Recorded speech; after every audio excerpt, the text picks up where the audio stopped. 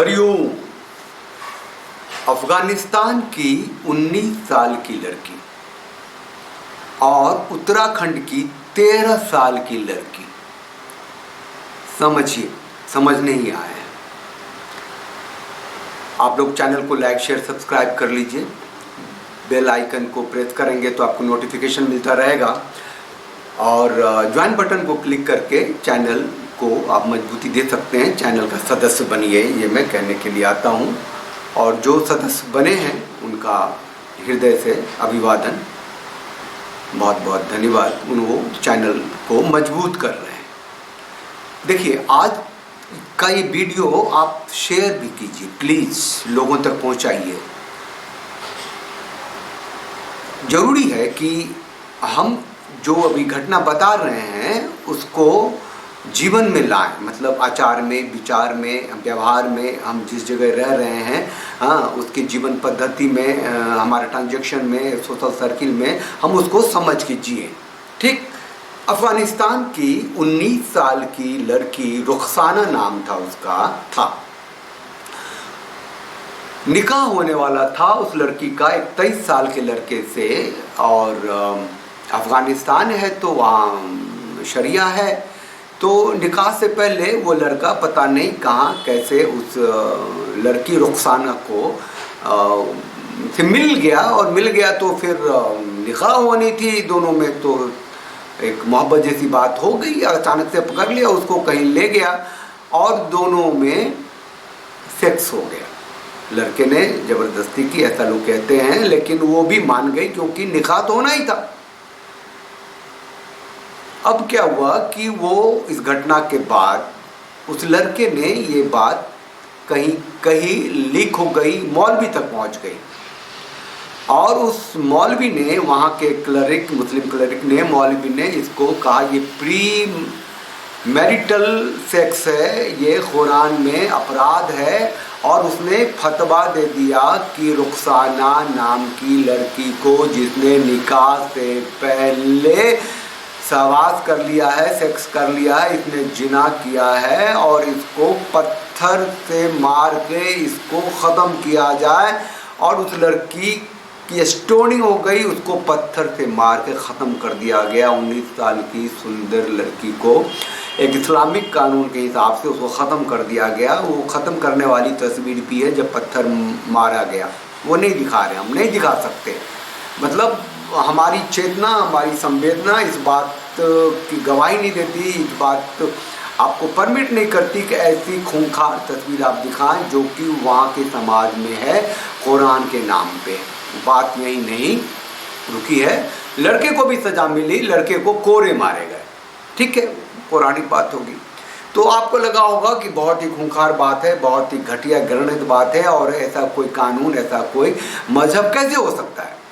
बात यहाँ ख़त्म नहीं होती है, बात वहाँ तक पहुँचती है जो रिपोर्टिंग है कि मौलाना ने, कुछ क्लरिक ने उस 19 साल की रुखसाना से कहा था तुम मेरे 55 साल के छोटे भाई से निकाह कर लो तो तुम्हें माफ़ी मिल जाएगी।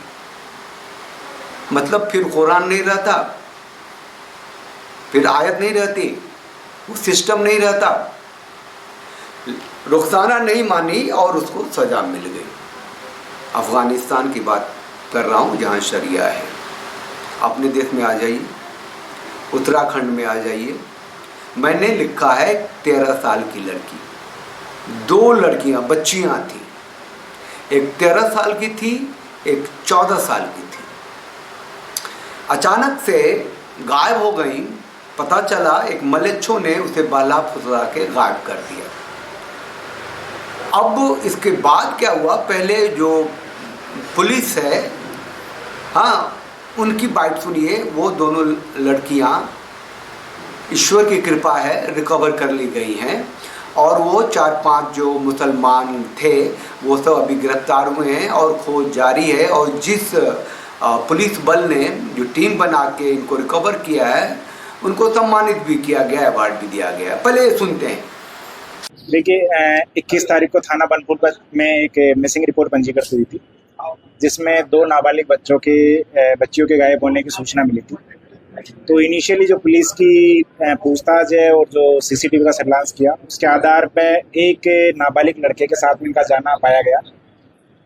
इसके बाद पुलिस ने अपना फर्दर जो सर्च ऑपरेशन किया उसमें, और जो सीडिया एनालिसिस है और जो हमारा सीसीटीवी एनालिसिस है, उसके आधार पे इन लोगों का बदायूं पहुंचना, और बदायूं के बाद में दिल्ली, और दिल्ली के बाद में ये लोग जो है मुजफ्फरनगर पहुंचे। तो हमारी टीमें कंटिन्यूस इनका फॉलोअप करती रही, और हमारी जो टीम है उसको दोनों नाबालिग बच्चियां और जो एक विधि विवादित किशोर है जो इन बच्चियों को लेके गया था, तीनों को हमने बरामद कर लिया गया है।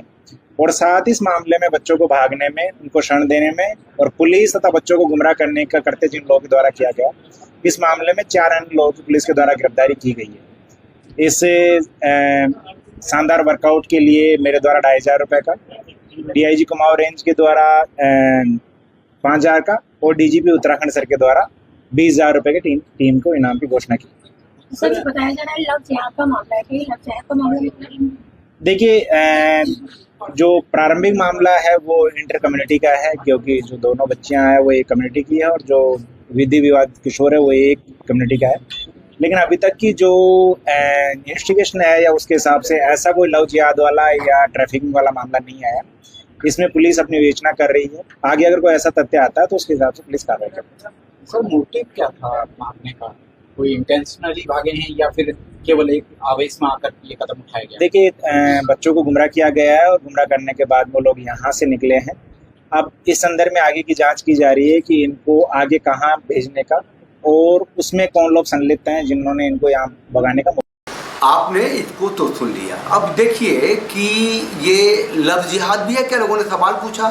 भैया 13 साल 14 साल की बच्ची के साथ लव जिहाद कैसे हो सकता है? ये मजहबी बातें हैं, ये उनके मजहब में है। 13 साल की बच्ची को अगर वो काफिर की है तो उसका अधिकार है, वो उसको छीन सकता है, झपट सकता है, नोच सकता है, लेके भाग सकता है। अगर उसे औकात रही तो वो कुछ भी कर सकता है, कलमा पढ़ा सकता है, बच्चे पैदा कर सकता है, उससे काट सकता है।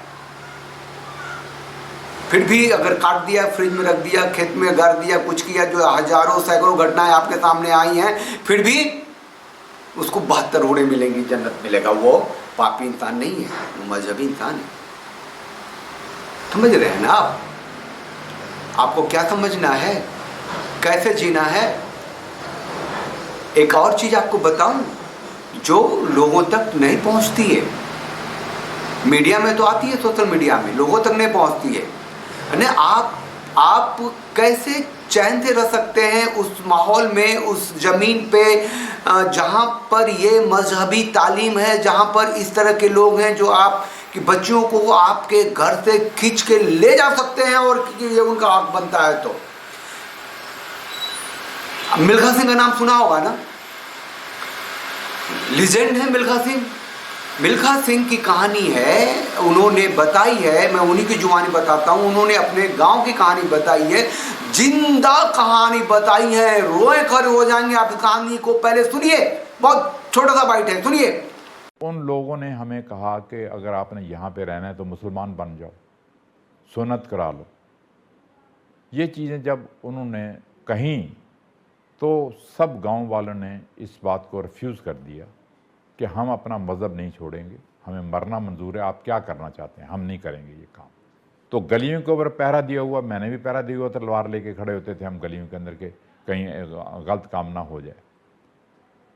तो हुआ ये कि वो जो हमारा नंबरदार था मोता सिंह, तो जब वो घोड़ी से वापस आ रहा था तो करीबन कोई 50-100 गज़ का डिस्टेंस होगा गांव से, तो पीछे से एक मुसलमान ने गोली चलाई और वो गोली उसकी छाती में लगी, छाती में नहीं पीठ में लगी।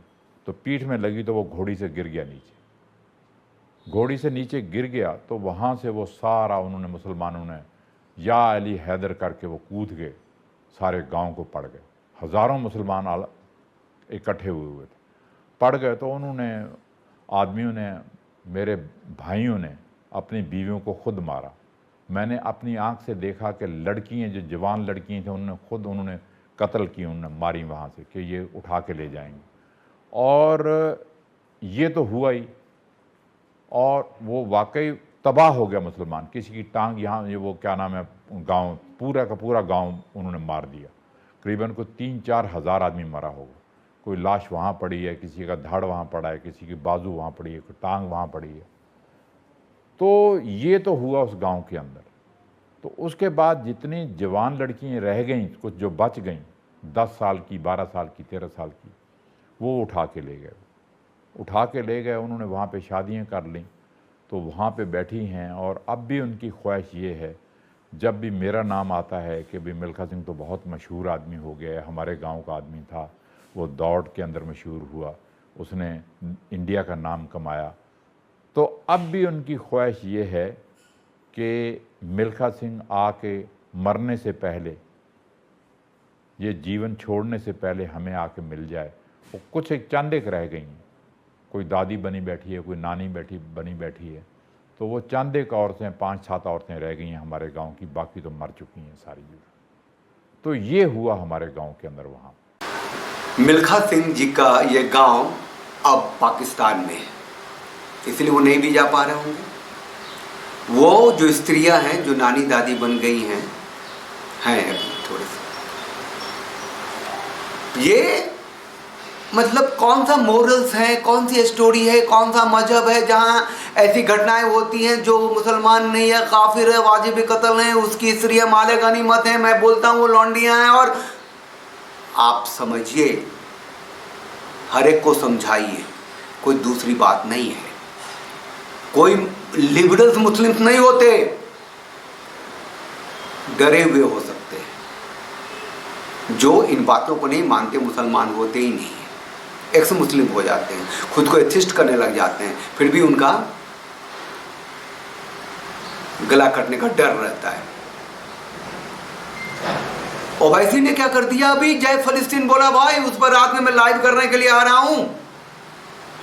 ये मामूली बात थोड़ी है कि एक सॉवरेन देश है, एक संप्रभुत्व देश है, एक जनतांत्रिक देश है, गणतांत्रिक देश है, प्रजातांत्रिक देश है, उसका एक सांसद किसी दूसरे देश के मतलब लॉयलिटी में आकर के संसद में शपथ के बाद जय फलस्तीन बोल देता है। और वो इसलिए बोलता है कि वो मुसलमान देश है और उसका हमास के आतंकियों का साथी है, जिसने कि छोटे छोटे बच्चों को ओवन में उबला उसकी माँ के सामने उसका बलात्कार किया। और चैनल को लाइक कीजिए, शेयर कीजिए, सब्सक्राइब कीजिए, समझिए जीना कैसे है, अपने बच्चों को कैसे सुरक्षित रखना है, हम किस देश में रह रहे हैं, यहाँ के नागरिकों में एक बड़ा वर्ग जो मुसलमानों का है, जो रेडिकल है, वो कैसा है, किस तरीके से लड़ना है, वो किस किस बातों पे आपत्ति उठाते हैं और आपको खतरे में डाल रहे हैं, और आप हैं कि लगते हैं कि कानून है, जो व्यवस्था है वो आपका साथ देगी।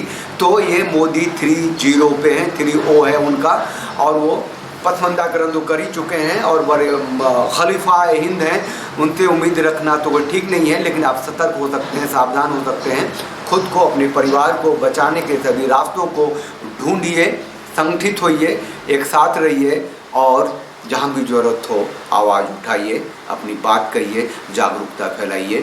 जय सिया राम, हरिओम। ज्ञानतिमिरन्दस्य ज्ञानाञ्जनशलाकया चक्षुरुन्मीलितं येन तस्मै श्रीगुरवे